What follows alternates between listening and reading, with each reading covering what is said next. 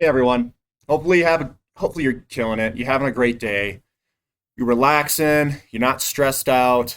I'm getting a lot of questions about market crashes, and I don't know why everyone is so focused on market crashes. But that's what people want to hear, so I'll talk about it. I've got a question here. The question is, um, so the question you is, and hope you make a video about this: will gold, silver, and the mining and royalty companies temporarily plunge along if we were to have a market crash? If yes, and not physical gold or silver, how to hedge against this. So I'll step back. All right. So before market crashes, there's indications and signals in the market that will tell you that something's going on. They don't just come out of nowhere. A market crash didn't come out of nowhere. It didn't come out of nowhere for March 2020, and it didn't come out of nowhere for the last crash in 2008 and 9. There are signals everywhere that happen. And when you look at what the markets are doing, if you have we'll call it your thumb on the pulse of the market, you'll feel the pulse go dead. And it'll happen for a while. It doesn't happen a day or two. It may be months before with signals throwing red flags. So what you guys are saying is that this crash just came out of nowhere. Like an accident where a car runs a red light and hits you. And you say that the car came out of nowhere. But what if you're looking at the car and you're staring at it and it's coming, you're going, dude, this car's not going to stop. It's going 90 miles an hour and it's 200 feet from the intersection. That car's not stopping. How about we stop before that car comes through? Now, if you're looking, you can see that stuff. If you're not looking, if you're just going through, you've got your blinders on and you're just looking straight ahead, yeah, these things are going to hit you from the side, but you got to look out the side windows. You got to look and see what other sectors are doing. You got to look to see what the bond market's doing. You got to see what the housing market's doing. You can't be blinded by looking at just the one sector that you're in. You have to see if cars are coming through from both sides of the intersection. You don't just blow through intersections dazed and confused. So this last crash in 2020, and I'll pull some up. I'll pull some data up for you. I'm gonna show you something here. All right. In this last crash, the market knew it was going to crash before it actually crashed. So what I'm pulling up is a 10-year yield here. I'm going to back out to a weekly, and then I'm going to back out again to show you what I'm looking at. These are yields here, all right? And I know this may be kind of small. Now, this is 2020, right? And let me zoom in. In 2020, this was the crash right here where these yields fell out, right in here. Remember, this is a weekly candlestick chart. We had yields breaking out of a upward trend in late 2019, and they really starting to dive. Then we had a little consolidation, and then they broke to the downside. People were running to bonds this entire time. What the hell is going on? This signal was well over a year that something was going on, and people were running into bonds before this crash. So that's one signal that we saw. Now, what about other signals? Copper. Copper is another signal, Dr. Copper.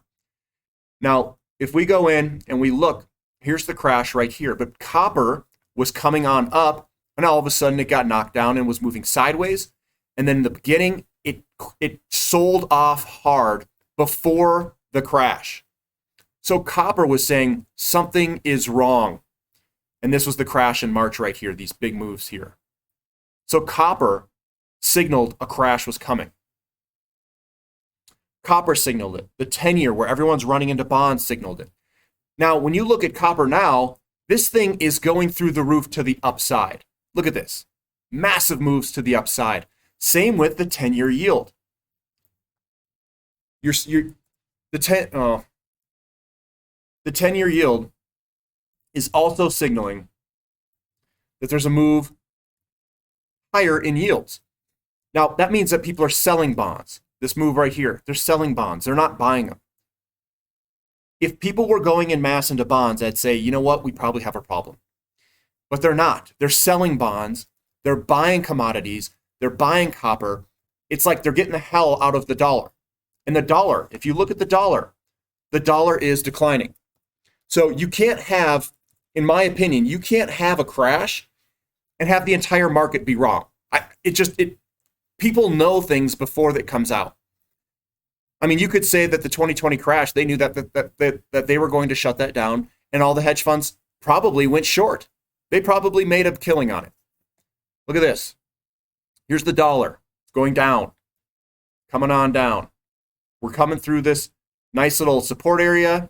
If this thing breaks, this dollar's going down. And it's not like this stuff just happens out of nowhere. You know, here's the last support level. When this thing breaks, it's going to go all the way down, probably gap down to like 80. And all these people who are in bonds are going to get massively screwed over because there's not much buyers and sellers in this move up here. It kind of just jolted up. Then it's going to jolt back down. It's going to crash out to at least the 80s, somewhere in the 80s here probably. So I know people get afraid. They're worried about a crash, but there's no signals of a crash yet. And even if you have these unemployment, even if you have all this data, everyone knows that data. They're not pricing it. It's been priced in, and they're not pricing a crash right now. That's what I see, and I could be wrong. Okay, I don't have the crystal ball that says I am right. I'm not like this person sent from some other, outer space area where I know everything. I'm not saying that, and I don't know everything. I just don't see it. At least I don't see it yet.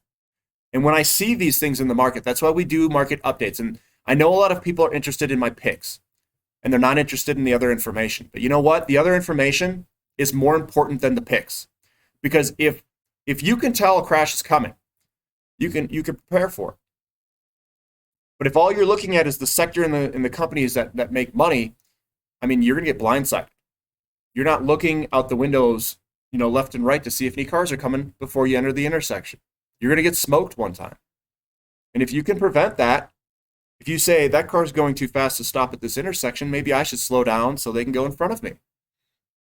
I don't care if you have the green light. Doesn't matter if you have the right of way. They can still kill you. That's all. So if a crash were to come and everything bombs out, let's say real estate just absolutely eats it. Now, I don't think real estate can go from a 2-month of inventory to a 10-month of inventory like that overnight. We will see the metrics change before that happens, and we can prepare. In the last crash, real estate took 2 years. 2 years of crappy. The metrics got worse and worse and worse. The inventory started ballooning. They continued to produce homes at over 2 million homes per year, which is a hyper bubble. They produced too much. The foreclosures came on. All the metrics went to hell for 2 years. Then it dove. We had 2 years to prepare for it. Then it took down everything. And it will take down everything. But a crash is short-lived. It's not forever. So even if you're in it, you just hold on and you buy more and you wait. That's it. This last crash didn't last long for hell. I mean, it was like a month and gone. I mean, the recovery of stocks, at least, it took some months. That's it.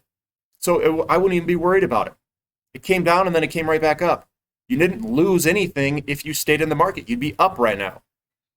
So commodities are where the valuations are best. That's where I'm hiding now. I think they look very good, and I am going to continue to invest in those areas that are of good value, and I am not worried about a crash until I see something, and even if it comes down, I'm probably going to hold through it because the opportunities are so large, and I don't know 100% what the effect will be on that sector. I think it'll come back down, and then it could shoot. Now, the movements that these companies are making and how fast they can change, I don't want to be left out. That's why I don't want to sell out. So even if a crash comes, I'm probably just going to hold in it because we're at such low valuations and the upside potential is so large that I don't want to be caught out of it. So I'm more scared being out of it than I am being in it. That's my viewpoint. Guys, like this content, Give me a thumbs up. Put some comments in the comment section on what your opinions are. And thank you for listening. This is Finding Value.